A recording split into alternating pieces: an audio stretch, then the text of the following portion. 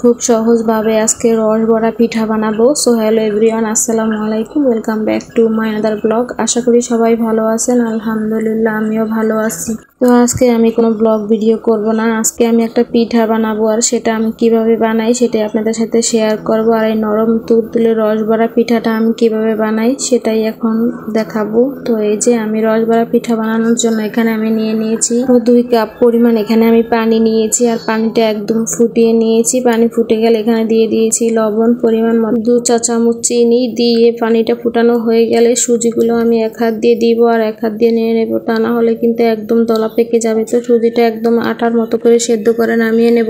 সুজিটা ঠান্ডা হয়ে গেলে এখানে আমি 2টা ডিম দিয়ে দেব আর দিয়ে দেব 1 চিমটি পরিমাণ বেকিং পাউডার। এখন সবগুলো উপকরণ হাত দিয়ে ভালো করে এইভাবে চটকে চটকে মেখে নেব, একদম সবগুলো স্মুথ ভাবে যেন মেখে যায়। আর যদি কোনো সুজির দলা থাকে হাত দিয়ে চেপে চেপে সুজির দলাগুলো ভেঙে দিতে হবে। তো আমি সুজিটা সেদ্ধ করার আগে আমি চিনি আর দুধ মশলা দিয়ে ভালো করে একটা শিরা বানিয়ে নিয়েছিলাম। শিরাটা যেন ঠান্ডা হয় তাই আগেই করে রেখে দিয়েছি। তো এই যে আমি হাত দিয়ে ভালো করে দলাগুলো ভেঙে দিচ্ছি। যখন সুজিটা ভালো করে মাখানো হয়ে যাবে তখন আমি এখানে দিয়েছি 2 চা চামচ পরিমাণ আটাটা দিয়ে ভালো করে আবার মেখে সবগুলো উপকরণ একসাথে মেখে নেব। তো এই যে আমার মাখানো হয়ে গেছে সুজি। এখন আমি চুলায় তেল গরম করতে বসিয়ে দিয়েছি। তো তেলটা আমি একদম পুরোপুরি গরম করব না, একটু কম গরম করে নেব। আর এখন এই যে হাতটা আমি একটু পানি দিয়ে ভিজিয়ে নিয়েছি আর এখন এই যে এরকম করে ছোট ছোট করে আমি তেলের ভিতরে দিয়ে দেব। একদম আমি চাপ দিয়ে গোল করে নেব না, তাহলে পিঠাটার ভিতরে সেরা ঢুকবে না। তাই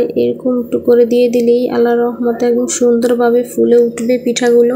আর পিঠাগুলো যখন ফুলবে তখন একদম মাশাআল্লাহ গোল গোল হয়ে যাবে। তো এই যে আমার কয়েকটা পিঠা আগে দিয়েছিলাম, তো ওই পিঠাগুলো একটু কালার হয়ে গেছে, তো ওগুলো আমি এখন তুলে নেব আগেই। তো এই যে ভালো করে আমি মিডিয়াম আঁচে কিছুক্ষণ ভেজে নিয়ে তারপর চুলার আঁচটা আমি একদম বাড়িয়ে দিয়ে ভেজে নেব। কারণ চুলার আঁচটা যদি সবসময় আমি মিডিয়াম রাখি তাহলে পিঠাগুলোর ভিতর থেকে একদম সুজি বের হয়ে আসবে। তাই তো পিঠাগুলো ভাজা হয়ে গেলে আমি উঠিয়ে একটা বাটিতে নিয়ে নেব। তারপর বাটি থেকে সরাসরি গরম গরম পিঠাগুলো ঠান্ডা শিরার ভিতরে দিয়ে দেব। যদি গরম শিরা থাকে আর পিঠাগুলো গরম থাকে তাহলে কিন্তু একদমই পিঠাগুলো গলে যাবে। তো পিঠাগুলো দিয়ে আমি 2 মিনিটের মতো রেখে তারপর একটা বাটিতে তুলে নেব। কারণ পিঠাগুলো একদম যদি দুধের শিরার ভিতরে রেখে দিই তারপর এর উপর দিয়ে আমি আবার গরম পিঠা দিই তাহলে নিচের পিঠাগুলো একদম গলে যাবে। তো আমি এইভাবে করে সবগুলো পিঠা ভেজে নেব আর শিরার থেকে উঠে উঠে পরের ব্যাচের পিঠাগুলো আবার দিয়ে দেব। তো সবগুলো পিঠা ভাজার শেষে আমি পিঠার উপরে সবগুলো দুধ ঢেলে দিয়ে দেব। তো এই যে আমার রস বড়া পিঠার ফাইনাল রূপ। পিঠাগুলো ফুলে একদম নরম হয়ে গেছে, মাশাআল্লাহ একদম তুলতুলে নরম হয়ে গেছে। এরকম রসবড়া পিঠা খেলে একদম মুখে লেগে থাকে। তো এই ভিডিওটা ছিল কয়েকদিন আগে করা, তো ভাবলাম আজকে আপনাদের সাথে শেয়ার করি। তো আজকের মতো এই পর্যন্তই, আল্লাহ হাফেজ।